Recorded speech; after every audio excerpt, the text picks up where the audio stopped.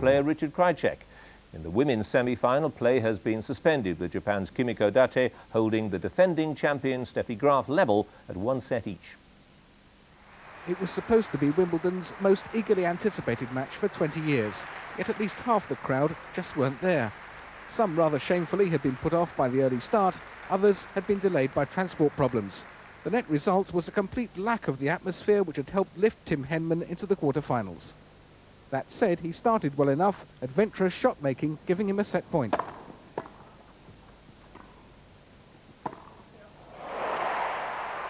But then controversy as Martin's serve was called wide by a lineswoman who was immediately overruled by the umpire.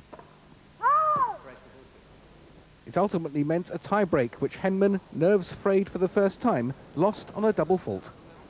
The second was destined to go the same way, but by now Martin was dictating the pattern of play.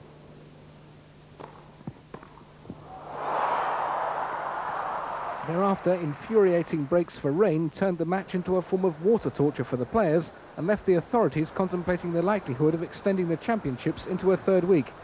That, though, will only be of concern to Martin, who, on the resumption, extinguished Henman's challenge with ruthless efficiency. Game, set, a match, Martin. I'm disappointed, sure. Having said that, you know, I can reflect on the past 10 days as, the greatest tournament of my career so far, and I hope that I have many more good Wimbledons and better ones in the future. Even as he was talking, one of the great Wimbledon runs, Pete Sampras's 3-year reign as champion, was coming to an unexpectedly abrupt end. The heavy artillery of Richard Krajicek's serve putting paid to Pistol Pete in straight sets. And with Australian Jason Stoltenberg beating Goran Ivanisevic soon afterwards, it means that Henman's conqueror Todd Martin is the only seed left.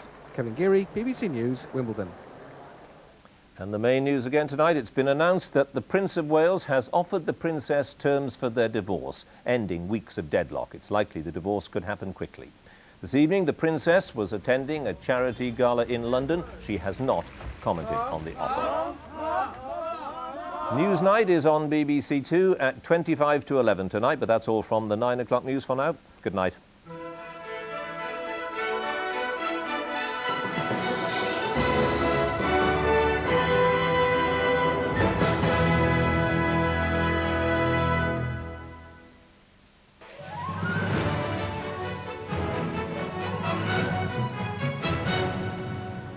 Good evening.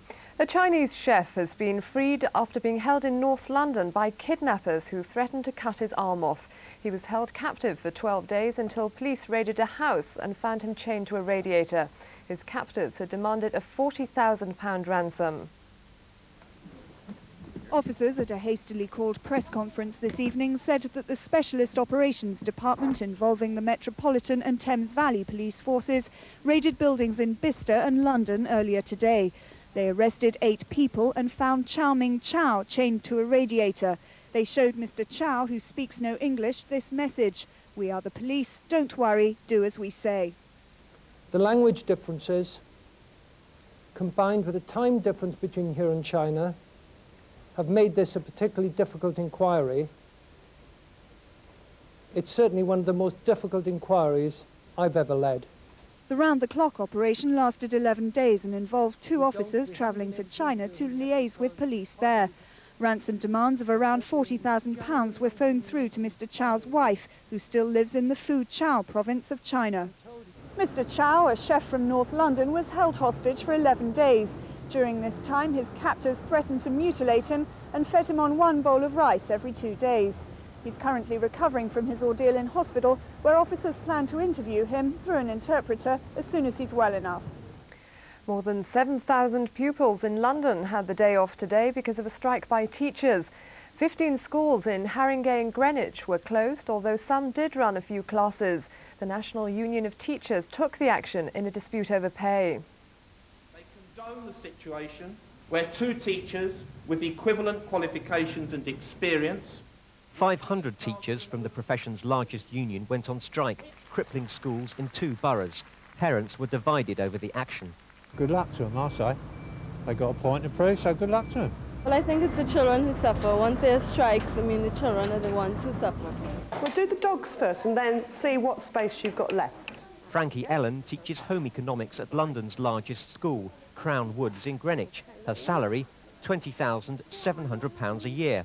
In a neighbouring classroom, Roger Davis is no better qualified, but he earns £1,200 a year more. I wish Frankie got the same as me.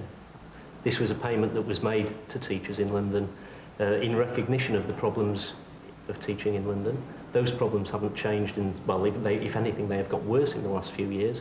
I don't feel I've been treated with equal respect, as much as anything. I think the argument really is putting more money into books and equipment, and I think that's an argument that is shared by parents. The NUT's dominance in London staff rooms means it can effectively shut a school at will. With the two sides no closer to agreement, more strikes are planned in Haringey next week. And that's it. We're back in Business Breakfast, but now let's take a look at the weather with John Kettley.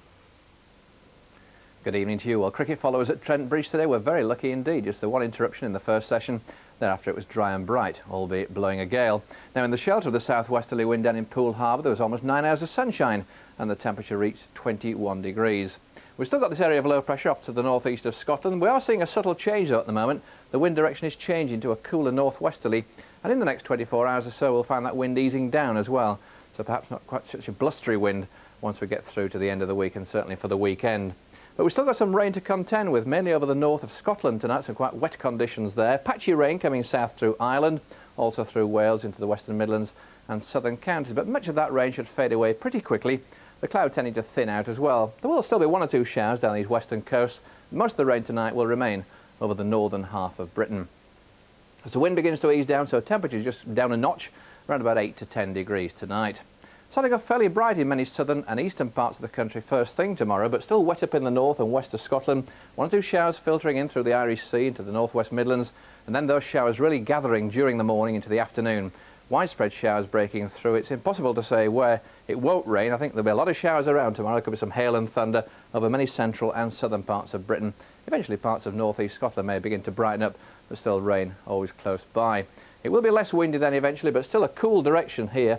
16 degrees, a good average, I would think, at only 13 in the far north of Scotland. The highest probably in the sheltered southeastern coastal areas, about 19 or 20 degrees there. Well, here we see the low pressure still resident on the chart for the weekend. The wind's beginning to ease off though, but it means to say for Saturday and for Sunday, lots of showers around. There'll be some sunshine between the showers, but many of those showers will still be pretty heavy.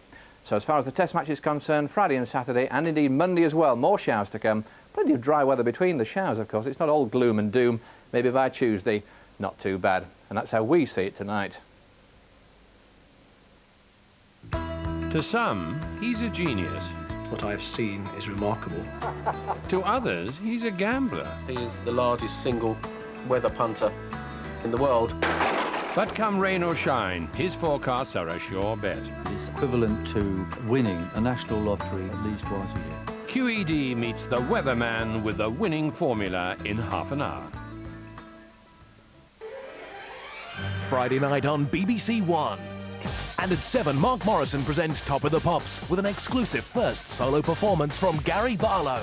At 7:30, Fast Forward to the Future. Time travel today is already theoretically possible. At 8, oh no! They're playing the Olympic game. At 8:30, John finds a new friend. Hello, Mr. Table. At 9:30, A Fall from the Sky in 999. Mayday, mayday, mayday. Highlights from the day's play at Wimbledon, and at 11:25. Something's going on here. Something that scares me. Unexpected guests in the invasion of the Body Snatchers. Friday night on BBC One. This is BBC One, and if you thought they were behaving badly before,